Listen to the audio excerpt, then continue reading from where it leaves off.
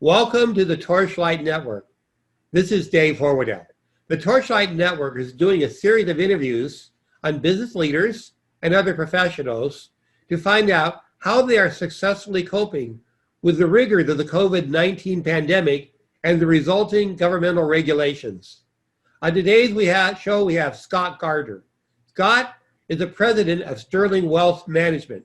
So Scott, how is it going on coping with the rigors of COVID-19? Oh, that's a really good question. At first, there was no coping. We just shut down for a couple of weeks as we were trying to figure things out. But we have been implementing new technologies to be able to allow employees flexibility to work from home remotely as needed, and it's definitely sped up our productivity here in the office as well. Interesting. So you've been able to increase your production by putting in these new systems. Yeah, that's correct. And so I've actually been surprised. I usually try to stay on the bleeding edge of technology anyway. I was forced to do a few things that I didn't like. I prefer the QuickBooks desktop, and I was forced to do QuickBooks Online to be able to do some stuff virtually, but I thought it worked out well. All right. And now how does it work as far as, servicing your clients, acquiring new clients, handling client emergencies and stuff like that? How is it working now? How do you do that? Well, as with before, so my wealth management practice, we do high-end wealth management for individuals and families, and they have my cell phone number. So if there's an emergency, I always just get a text or a phone call directly, and we've been responding to that just fine as we did previously. All right. Now, has this slowed down your procurement of new clients or no? It actually has a little bit. Like it slowed down my projections for new clients, but it's actually my existing clients have had a lot more business that we've been managing for them. So I've seen an overall growth of my practice, but I haven't seen as many new clients as I normally would prefer. Understood. Well, I imagine right now we have a situation going on where, everybody's been wondering for months what's going to happen. Investments have changed dramatically. I had some real estate friends who were in Florida a few months ago who were like dying, and now they're overloaded with business. So how has this affected your wealth management in general? Any tips for your clients or anything like that? Oh, that's a good question. So it depends on the investment they're going into. But when it comes to real estate, I always tell them to try to buy the worst property in the best neighborhood. And when it comes to stocks, I always tell them there's never a bad time to buy a fantastic stock. And so it really it depends on the investment. But I think every market will have its challenges, and I think that right now is especially challenging, seeing that the stock market does not seem to be functioning in the way it should. It doesn't seem like it's reflecting what everybody believes is going on in the economy. There are many reasons why that could be, but we don't really have a good pulse on it. With real estate investment, I think that dropping the rates has just caused a lot of people who are on the fence of buying a home anyway to just come out of the woodwork, and it's just inundating markets with buyers. It's been very, very interesting. I was expecting at the beginning of this pandemic that a lot of the markets would react similarly to what they did in 2008. And that's not been the case at all. So it's been a very interesting ride to watch. Understood. Well, I'm a tax professional, but before I was a tax professional, I was a mathematician. I actually did a little work as an actuary, which are those guys who, do insurance rates for, they figure them for insurance companies, they handle pensions. And one thing that struck me is right now, is it harder to invest your money and get a high rate of interest? Is that correct? Well, to get a high rate of interest, yeah. I mean, with the federal interest rates at a all-time low, practically zero. Your traditional investments of bonds and CDs and money market accounts, and if you're a saver, right now is not the best time for you. Right. Well, the reason I asked that was that it struck me that the stock market has, got really high, and then the pandemic occurred, it dropped, and it started going high again. But I think part of the thing about the stock market is it's benefiting from the fact that you have the money, where are you going to put it? So stock market is one option, where one of the other options, which was those money, the bonds, interest-bearing accounts and stuff, that seems to have closed down. Do you think that's causing the market to stay higher than it would be otherwise? I absolutely do. I think that a big portion of why the stock market is behaving the way it is because the savings rate for the average American family was at its highest level ever going into 2020. And then you take that and pour $2 or $3 trillion of cash on the American people through the CARES Act, and all of a sudden people are just awash with cash and they're looking at what to do. And I can put it in this municipal bond and get 1% return on my money, or I can give the stock market a try. So you'll see a lot of people investing through popular apps like Robinhood. And you see a lot of people putting money into the stock market. So I think that's where a lot of the CARES money actually went. That's funny. That's funny. Okay, so the other question I have is so if a person were to if a client were to come to you, first of all, what should the net worth of a client be to use your services? It doesn't sound like if you're a wage earner making $2,000 a month, that you're not going to go to Sterling Wealth Management. But when should a person come to you? What are we looking at here?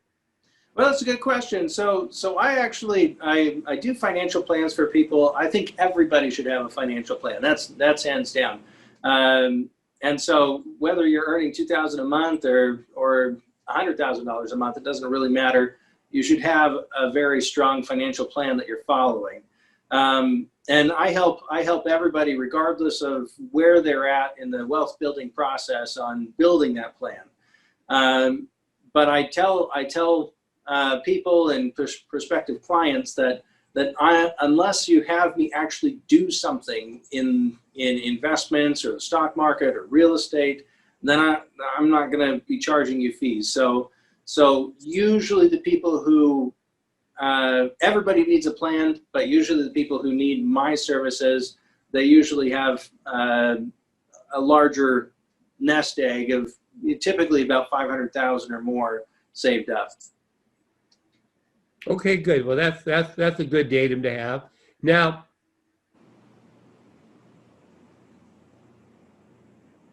I'm curious about one thing, which I'm obviously, as a tax professional, I have people come into my office all the time, and the wide disparity on their financial planning is pretty amazing.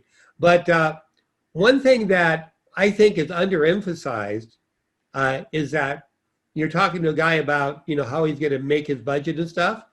A lot more attention should be focused on how can you increase your income. I mean, if the guy's just barely treading water and he can figure out how to make a couple bucks extra an hour by doing study, or he can study up on a different field and add something to his business or whatever, that seems to be the primary point we're getting. I was wondering your view, if you work with people on that sort of thing, or are you just on the investing side? I do financial coaching, so yes. And I agree with you 100%. There's only so far you can drop your expenses before you're not living at all. You can't pay for food or anything. So your expenses are only one component. I know there's the FIRE movement, which is the financial independence, retire early movement, where the primary concept is to drop your expenses to almost non-existent levels, so then you can retire early on that by saving a lot of money in a very rapid amount of time. That is one way to do it, is just trying to cut your expenses to college levels. Personally, I don't want to live like a college student my whole life. I don't think that sounds like a fun retirement. So for me, I do tell people, I coach people on improving their income through education, through developing new skills, doing something that the market will reward you for, and try to build that, because that's really how most people are going to hit retirement, is not with their post-collegiate job that they get earning minimum wage wages. So I mean, I think you're absolutely right. The income side is really important. Very good. Now, a lot of people also, there's some people like the solution of like, they're leaving the country and going somewhere cheap, but they want to see their kids, and the kids are in the USA. They can't do that. So I do agree with that, your analysis there. Anything else like if a person's wanting to improve their financial status, they want to be able to retire comfortably, they want to pay for their kids to go to college, they want to live well, what advice would you give them in a general basis? Any particular tips that you would like to mention here? Yeah, well, there's a lot of risk that isn't typically addressed when people are putting together financial plans, and there's a lot of risks out there that can absolutely hammer your personal finances. So when I go through and talk to people, I'm talking about making sure they have some reasonable health insurance, disability insurance, life insurance. Insurances are just a way to offset that unknown risk of something bad happening. And that will protect your financial picture and allow you to actually stay on your plan. And then there are other risks of investments, and so diversifying your investments and making sure that those things are performing well. That's another risk that needs to be addressed. But yeah. Excellent.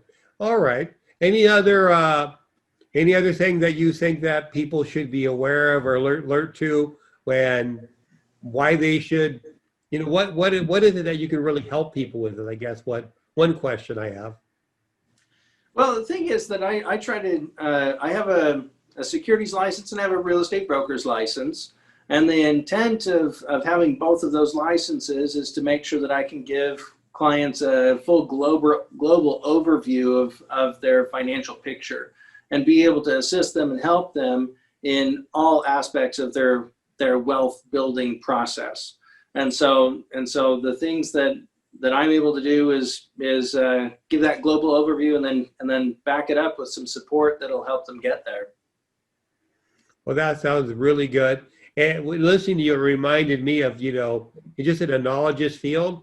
Everybody, there's all these different people who want to have a healthy diet, right? And there's, eat vegetables that have no protein diet.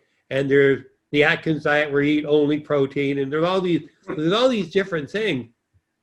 But the interesting point is, and probably where the most important point is, none of these diets say eat a lot of sugar and have white bread. So, right. If one really looks at the situation and they work with somebody who's going to help them and they plan their investments intelligently and they try to increase their income, they do things like that, they're likely to win. I'm also from the tax side. I'm very highly recommend that people, if appropriate, they set up a small business. Maybe they want to make it a corporation, different strategies you can use to increase your income. And I know from working with you that you have, you do have some services that you apply for offices and stuff that helps your clients. And I understand that you're taking care of your clients in many different ways. So I think that's all very laudable. I think we're pretty much done with this interview, but is there anything you'd like to say in closing? Well, I think that a lot of people, when they're planning out their finances, they overlook things like college savings and taking advantage of those tax advantage accounts, the IRAs, the 401ks, the Roth IRAs are fantastic. And I think a lot of people overlook the power of compound interest in those accounts. And I think they can accumulate just as rapidly outside of those accounts, and not so. There's the tax man to pay every time you buy and sell a stock.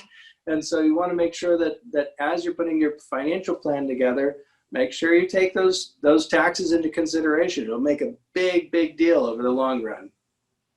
That's definitely true. And also, there's one thing that as a tax professional, it's astounding how many people don't realize this, but when you get an insurance settlement, when you get paid insurance, in general, you paid for the insurance, the money comes in, life insurance, you don't pay any tax on that. You know, the beneficiary doesn't have to pay the tax. And, you know, it's an important thing that people are just very unaware of. Also, I love Roth IRAs and similar products because, you know, and there's also some other type of pensions where you could even put, if you have a company, you could put even more money into it, but you could pay the tax in advance and then just let them grow for the next 20 years. And they're, you know, in most circumstances, you walk away from it, you get the money out tax-free. So it's an amazingly good deal that people would look and go, oh, I want to start an IRA. Oh, I can deduct it from my taxes, great. And then when they're 65 and they take the money out, they pay tax on it then. So it's it's interesting. There's these different variants. I'm sure you have some specific padding materials that you give people to get them a little trained up on how all these things work. No, not really. I have one-on-one meetings with my clients and I talk to them about the pros and cons. I feel like the questions that they'll ask are best done in person instead of through some brochure that I could put together. And if they want to really know what a Roth IRA is, they can look it up online. But I'll talk to them about the specific details about what's best for them. But I agree with you. My retirement plan, you know, if I could grow my Roth IRA to $1 billion, that would be fantastic. Take it all out tax-free. That sounds great.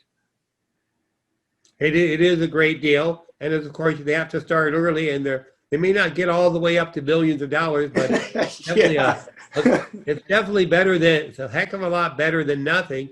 And the other thing that I personally think people should always look at is set up an alternate source of income, because if they happen to have a small business that they're running along the side, they're making more money that they can put into other things.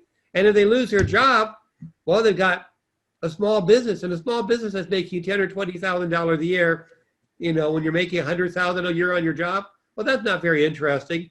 But if you lose that job, well, that $10,000 or $20,000, at least you may not be able to pay the rent. You can go to the grocery store. That's right. Well, one of the things I like about retirement plans, I always try to counsel people to get multiple sources of cash flow. Whether you want to go the annuity route or whether you want to go through rental properties, or there's a lot of different options out there, or you can go through bonds, but get some other alternative option of cash flow that you don't have to personally earn. And it helps you so much in your financial picture. It stabilizes things and makes it so that, as you said, if you lose your job, then you have something else coming in that you can at least buy groceries and do those emergency buyouts at Costco when you're clearing out all the toilet paper. You could do those kinds of things when you have alternate sources of income. Very good, Scott. So, well, thank you for being on the show. If you don't have any closing remarks, give them to us. Otherwise, we'll just say goodbye. And you have a great day. All right. Thank you very much.